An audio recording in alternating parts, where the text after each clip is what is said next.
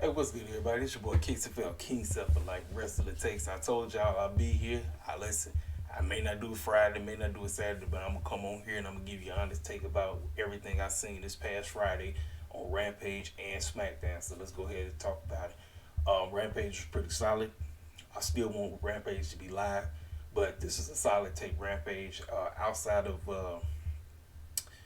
the segment, which we'll get to with my man from Cobra Kai and Jeff Jarrett and them. I don't even know what the clown they doing with that. And then uh, the crazy street fight with the women, that was great. You had Ruby bleeding like crazy, but the spot with Willow and Anna Jay missing the table, Willow went through the table, and Anna Jay's whole head, neck, and back just hit the. Listen, I've been looking for updates. Apparently, nobody's put nothing out. Nobody has said anything. Um, we just praying and hoping for the best. Now, she did retweet saying watch Rampage, so but that was 2 days ago, so she hasn't said anything because I just looked on her Twitter page just to check to see if she said anything, but we haven't heard nothing from no insider. Everybody been asking around. Apparently, they said that they helped her out, but she was able to walk to the back. But like I said, that's all the information we know. But let's talk about it. So TNT opened up. Darby Allin taking on Mr. Juice Robinson. Decent solid match. Let me tell you something. TK, when it's concerned in building his wrestlers and said championships and all that, I think it's based on momentum and it's based on how do you book said wrestler and whoever they feud with.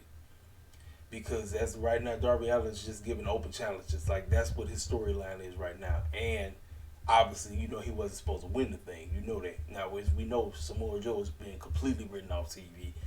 Um, Obviously, they get ready for this new Ring of Honor TV show whenever that's supposed to be coming on. Because obviously, they gave the promo for Ring of Honor Supercard, which is going to take place the weekend of WrestleMania 39. That week, that whole week finna just be loaded with wrestling. So I always try to make sure I set my vacation time to be on vacation during that time because I'm gonna be talking all nonstop, talk about wrestling over here, wrestling over there, giving review. I mean, I'm gonna be busy, so I know I need a vacation. I need it. Listen, so like I said, these two going at it, doing what they had to do. Juice thinking he gonna win, but you know he wasn't. Darby gets the victory. He beats him. Sting comes out there, congratulates the man. As we heard, Sting said that this is the wrap for him. The only place the Sting should retire is Winter is Coming, the place where he debuted. You know what I'm saying? Powerhouse Hobbs gives another look into the Book of Hobbs. Listen, when it comes to Powerhouse Hobbs, man, y'all don't understand. The moment my man, because I'm telling you, I believe TK is prepping this dude to win the whole thing. He's prepping him to win the AEW World Championship. I know it. I know what's going on. He's taking his sweet time, cause when that time happened, listen, y'all already know. A lot of us be always raving about us anytime we get a title, especially when it's concerning the main title. Cause we can win tag teams, we can win the TNT, and we can win the TBS.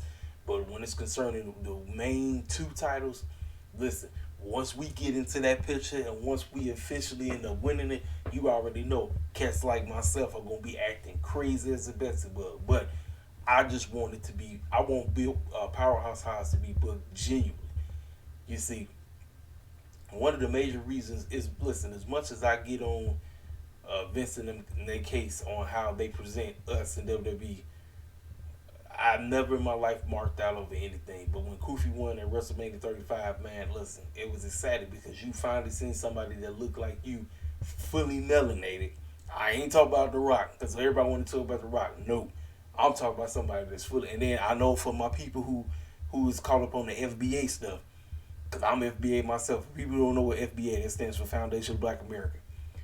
I understand Kofi Kingston is not a Foundation of Black American. I understand that, but when you see Kofi, you almost say that's us. You know what I'm saying? We was excited. We was crazy. I mean, Kofi Mania just was the stuff.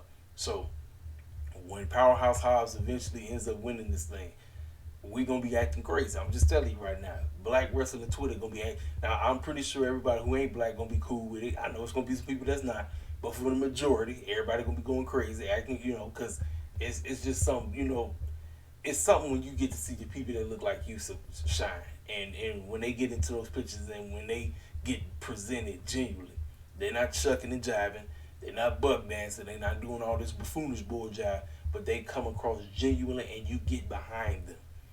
Because that's what wrestling is all about. It's about you getting behind said character or said wrestler and them getting you to care about them. That's what wrestling has always been about.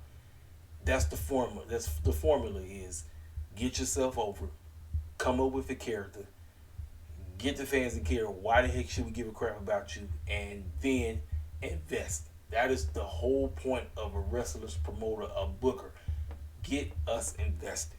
And that's what TK is trying to do right now with Powerhouse Hobbs. How he's giving his little sequelities on whoever's in his way, he's going to murder them. That's basically what he said. The Acclaim. Now, since this was a taped episode, everybody was showcasing what happened before they came out because they had to redo it. Max messed up on his rap. He had to come back there to do it again. So, obviously, they said that they was about to have their handprints and they have their own little walk of fame or star of fame, but it'll be their handprints or the scissors into the logo submit or whatever that stuff is, right? So after they got through from rapping and all, here come Billy Gunn's sons coming out there. Listen, they have improved. They get better on the mic. They coming into their own. They really are the A-boys. Like, they really are. They living up to the name for real. They coming into their own, man. So, are we prepping them? Because I thought they was going to be on Ring of Honor. But I'm not sure. I have absolutely no idea where TK is going. I don't even know what's like. I have no idea. Sorry about that. That's my family. They going crazy about the game right now. Look, preparation. It's all about preparation. We want to know when the Acclaim or who they plan on dropping to. Whoever they plan on dropping to, that is where we pay attention to. TK, whatever you plan on doing, get us invested in whoever the clown's going to be to take these titles off of these young men. Because the Acclaim are on fire right now. As you see, every time they come out there, the fans go crazy. They go wild. And I got to give kudos to Billy Gunn. Even though I get on his case for doing that white supremacy bull job that he did several thousand years ago. Y'all know what I'm talking about. Rocking all that blackface. He did it in WWE. Then he ran over to TNA and did that stuff. His behind is somehow getting over with the Acclaim. He ain't got this scissor me daddy butt stuff over. Got it over. And now his sons are out here running rampant saying, talking about the only reason why the Acclaim are over is because you done basically hijacked our real father or something like that. So as they running their mouth and talking and all this stuff, they basically pushed them and now they butts was actually in the thing. So obviously I think we're going to run this back. That's what it feels like to me. Based on what we saw on Rampage, it feels like we running this back. We running the Guns versus the Acclaim. That's what it feels like. We get a little backstage monologue with Mogul affiliates, Mr. Swerve Strickland. This time he had P. Diddy's son with him. That boy sounded exactly like him. Listen, whatever Swerve is doing by getting all these cats to get connected with this, I'm telling you, it's like a Maybach music type of thing, MMG or whatever, you know what I'm saying? Now, I know people want to say, oh, is this like another quote-unquote stereotype, but I'm like, this is Swerve. This is who he is. This ain't a stereotype. I know people gonna say this is a stereotype. Like, let me tell y'all something. Do y'all understand? We are black business folk, regardless of how we present it. It's almost like he is like Rick Ross, but in wrestler form. That's basically what Swerve Strickland's gimmick is. He's Rick Ross, but in wrestling form. And as he's continually getting all these big name folk to get connected with him, it's like they only gonna get bigger. And Swerve already said this group, Mogul Affiliates, is about to be the most violent group in AEW. That just screams everybody in AEW is in trouble. Now, if I was anybody, I would actually put Swerve to be the one to dethrone Darby Allin. If you're going to put a title on Swerve, I'm putting that TNT title on Swerve. Like, that's just where we're going. Like, if I'm them, I'm going to pull the trigger at Double or Nothing. Double or Nothing, we do Swerve versus Darby Allin, and Mogul Affiliates will be the new leaders of the TNT title. The TNT title will be under Mogul Affiliates. That's just how I'm doing it right there. Now, as for who do we have Darby go against at Revolution, I'm not sure yet. That's just something TK going to have to figure out. So, we get this segment. We get Malachi Black and Brody King versus Eddie Kingston and Ortiz. Now, there's a lot of stuff going on. There's this turmoil going on between Eddie Kingston and Ortiz. I just hope Santana can work things out, because I'm gonna be 1,000% with you. I like, outside of Eddie Kingston always looking like he don't really know nothing. Like, that be his whole gimmick. His whole gimmick is he's just been through so much, and it's almost like, man, like I don't know. Like, I'm losing my friends, I'm losing my mom. I'm like, everything is just not going right. I want Santana to come back, because I just feel like Ortiz has just been a fish out of water. It's like Proud and Powerful they were on to something.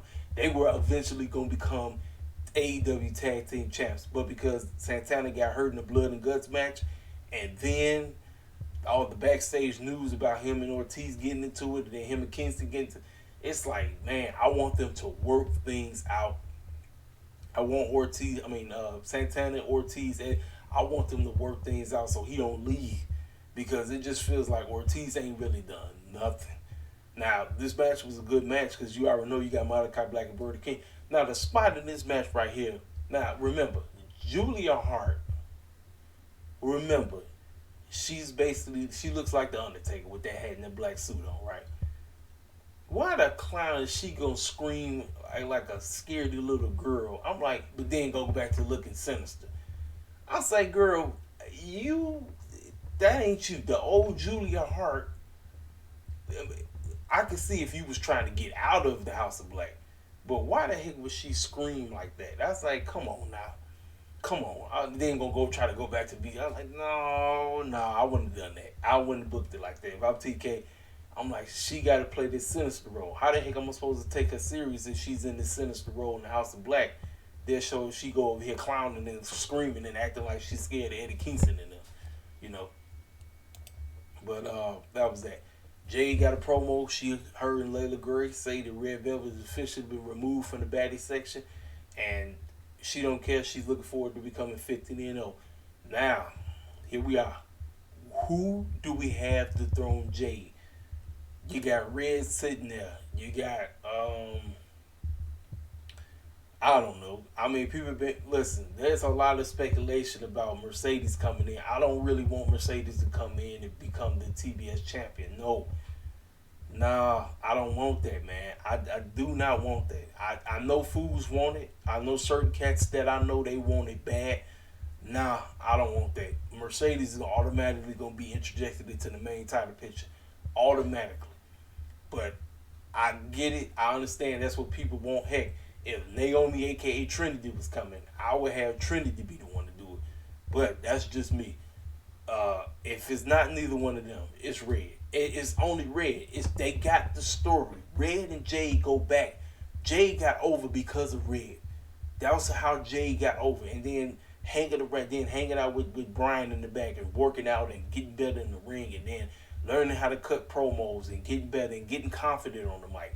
It's all about confidence. It's all about timing. It's all about pacing. It's all about presentation. And Jade, outside of calling herself a female dog all day, Jade Cargill has been sensational. She's been sensational. And I'm really looking forward to her babyface run. I want Jade to become so vulnerable that she loses everything.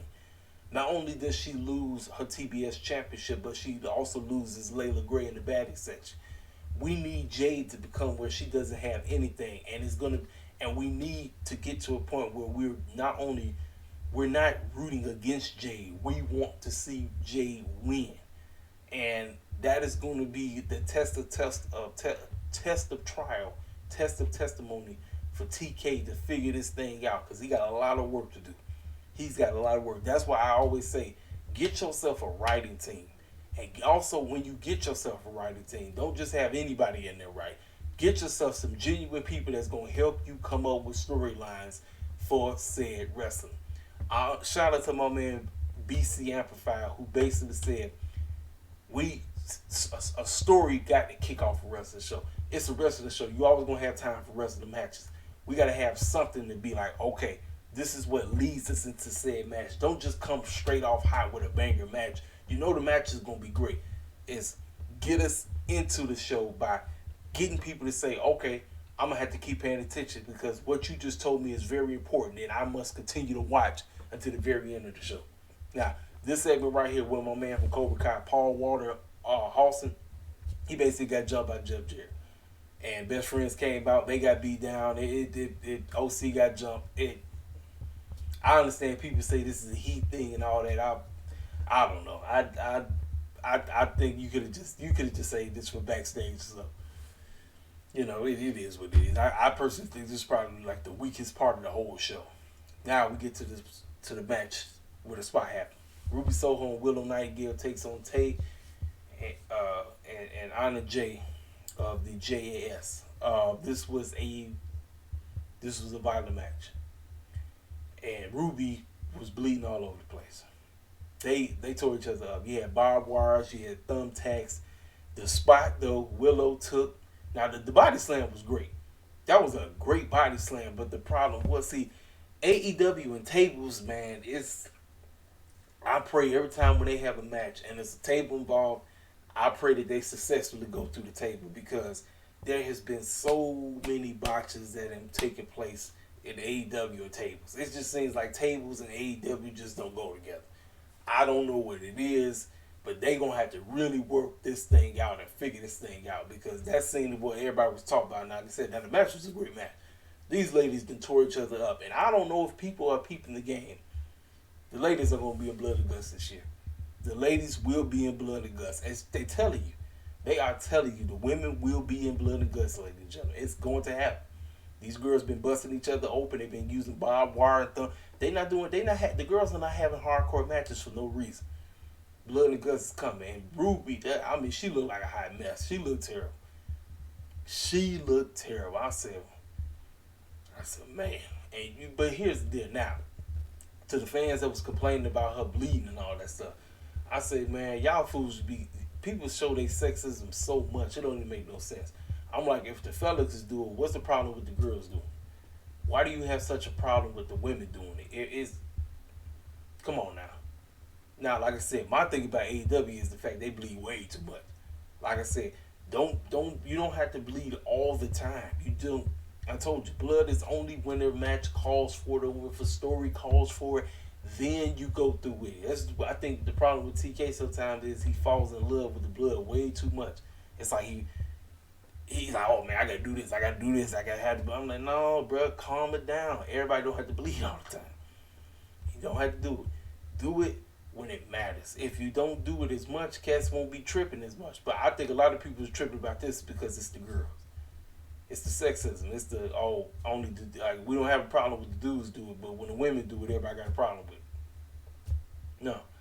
Like I said, the match was great. I thought it was a great match, but like I said, the spot that everybody talk about, Willow Nightingale and Anna Jay, man, I pray she okay. That's all. I pray she alright. She tweeted 2 days ago, or she retweeted, said watch the match, but that was the last thing she said. She hadn't said anything in the last 2 days.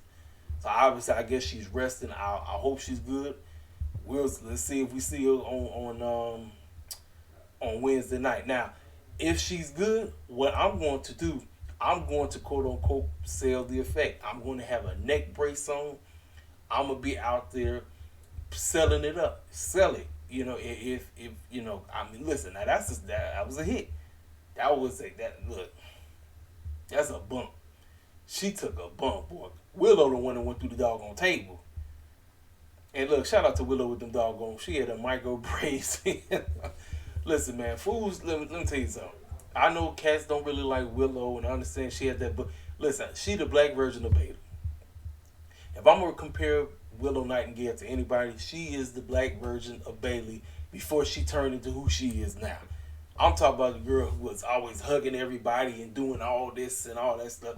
Willow Nightingale is basically a black version of Bayley. Yeah, she be dancing all the time. I ain't too crazy about all that dancing. I look like a little. That look like some, some shucking the jive and stuff. I'll probably cut back on that.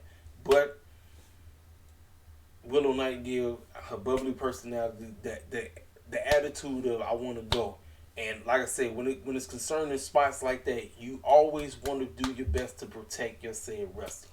So if I'm Willow Nightingale, I'm not gonna hold this against myself, but I'm going to go back and I'm gonna watch that tape and I'm gonna make sure that if we ever do something like this again, make sure to protect whoever you going through the table with. Protect, because like I said, she got all of that: her head, her neck, and her back. I saw that spot. I said, "Oh man!" I said, "Willow went through the table. Anna J didn't get nothing. The only thing Anna J probably got was her legs, but Willow, she went through the table, And then, like I said, you bring the doggone thumbtacks out, and Tay over here about to drop Ruby through the thumbtacks, and then she said, "No, I'm not going through that. I'm about to put you through them thumbtacks." That stuff. Listen, kudos to these women. People say these girls don't like to take bumps. No, the women in AEW sure do like to take bumps, and they take some serious bumps. Even with them not being as great, but they know how to take some bumps. Listen, man, AEW is here to stay. They ain't going nowhere. I know fools want this company to die. Fools all over my timeline. They can't stand this company. They hate them. Anything, it's like they cry about the ratings. They do it. I mean, just all this, all that. I'm like, y'all want this company. Y'all should want this company to do well. Yeah, everything that AEW does is not everybody's cup of tea, and that's fine. But you should want this company to thrive. You should want this company to do well because they just getting off the ground. This is year 4 for them. My thing about them is I want them to grow in the ratings, and I want everybody to get better. I want TK to learn how to tell better, compelling storylines because he's getting there, but there's still some things that he needs to work on. And like I said, you want cats to care about your wrestling show, tell a better storyline. Get them to figure out how to tell a said story in that said match, and you're going to be on your way. So that's my honest review about Rampage. Now let's go ahead and talk about Smackdown with this man right here. So Smackdown, like I said, decent. There's some things on the show I didn't really care too much about. Hold on, yeah, this the ads popping up, so don't pay no attention to that. But this man right here, this man right here is basically carrying the whole bloodline right now. Roman Reigns out here, you just ready to see him lose both titles. I'm ready for it, but I got a feeling if they plan on having Roman Reigns wrestle twice, he only dropping one title. He's only dropping one. So before I talk about the Sami Zayn and Kevin Owens match, we talk about they open up the show. Intercontinental Championship, man. Let me be honest with you, man. This is the best I've seen Braun Strowman look his entire wrestling career. I think the last time he looked this good, I think he was in the ring with Samoa Joe and Brock and maybe Roman. But this right here, this had to be one of his best matches, and that's kudos to Mr. Gunther. Mr. A.K.A. Walter. Walter may be a tall dude, but that boy can wrestle, man. He can wrestle, and kudos to him and everybody that's in the doggone Imperium. Them boys they English is on point, man. I can't be mad at what they do. On point. They are on point, man. I mean, shoot. Match is good. Obviously, they tried to cheat, but in the end, Gunther wasn't losing. Now, Vince McMahon was all in full control. Now, he easing his way on back in control. Let's keep it a real. With Stephanie just stepping down out of nowhere, he easing himself on in there. He going to be back in creative pretty soon. Might happen right before WrestleMania. I mean, who knows? But Gunther ends up getting the victory. He wins.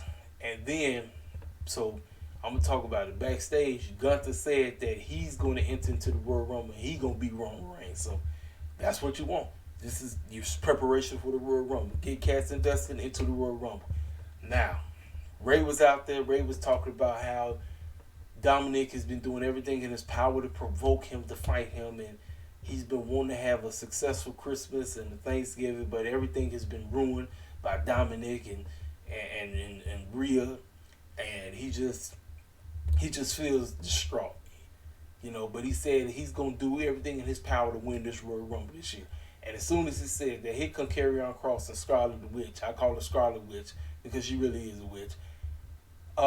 Can I be 1,000% with y'all, man? I've been hanging in there with Karrion Kross. I've been trying my best. Now, is Is he being presented better than when he was under Vince McMahon? Absolutely. Came out there looking like Shredder under Vince. And Steve Urkel put together. But I'm gonna be 1,000% with y'all, man. I really don't see the appeal of Karrion Kross. I'm trying.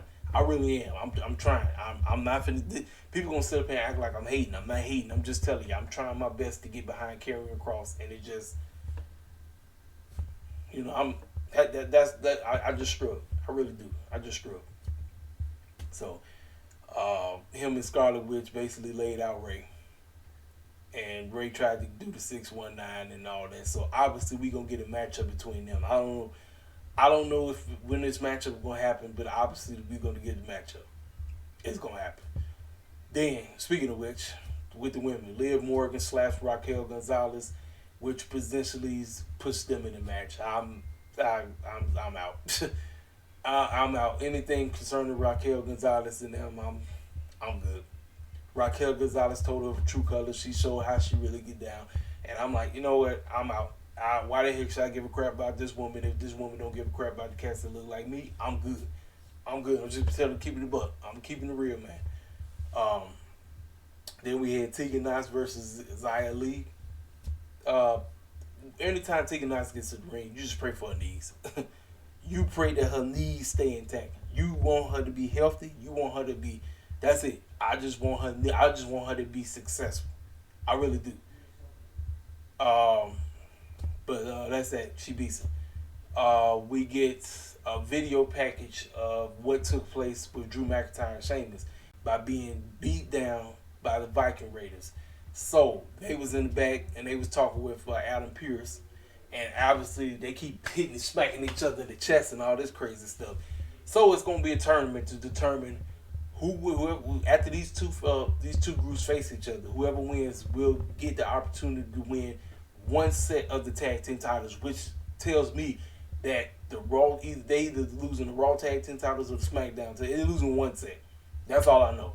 So we obviously breaking up the tag team titles so we can eventually start making the tag team divisions worth something, because it just seems like the tag team divisions has just been out there. They really ain't done nothing. So we get Bray cutting this promo. Let me tell y'all something, man. Bray Wyatt, man, this dude he can talk. When he talk, you listen to him. But every time when I see this man, I just be like, man, this dude know he be coming off like a circus clown, man. Just be out here just rambling, saying anything, just going crazy, clowning, acting a fool. I'm like, it is what it is, man. But he said that he basically gonna beat the brakes off of Adam Pearce. LA Knight. He said LA Knight gonna really know who the real Bray Wyatt is, and he was sitting in the rocking chair, and all I kept singing was he's got the whole world in his hand. Like, that basically what came to mind. Rodriguez beat Morgan, and then they had a backstage segment with Sonya Deville going against Charlotte. So obviously that's gonna be the matchup at Royal Rumble, Charlotte versus Sonya Deville. I'm good. And then we get to the main event. So, like I said, we had the backstage segment. Sami Zayn was talking to Paul, and Roman said that, listen, you go out there, you showcase why you belong in the bloodline. I'm gonna hold everybody back. You take care of Kevin Owens, and we good, right? No, that's not what happened. We get to the matchup. Like, anytime these cats get together, anytime Kevin Owens and Sami Zayn get together, they gonna put on. I told you every time, homies and homettes have the best matches in wrestling. I don't know what it is. Friends always, best friends, regardless if you're male or female, have the best matches. I just don't. It's just something about them. When they go out there, they say, "Look, bro, or look, sis, we gonna go out here, we gonna bang. We gonna tear this ring up. The arena finna go nuts." And matchup was going great, and Sammy was finna win. He was about to win, and guess what happened? The bloodline show up. Here come the Usos, and here come all three Usos, because they brothers. All three of them come out there and basically beat the snot out of Kevin Owens. And Sami Zayn looked distraught. He looked ticked. He said, I was about to win. I told you For some reason, Roman does not believe that he belongs in the group. He thinks he's not loyal. And Sami Zayn is like, look, man, I'm trying to showcase I'm loyal to you, bro. I don't know why you think you treat me as if I'm an yes, I'm an outsider, but I'm loyal to you. Now, ladies and gentlemen, I know Cody's running around here with these clown listen, man. I'm sorry, man.